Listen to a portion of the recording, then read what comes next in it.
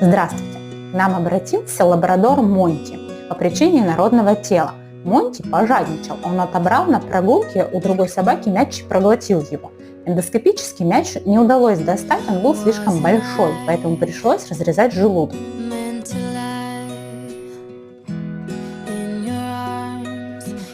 Мячик был успешно извлечен, а счастливый Монти отправился домой.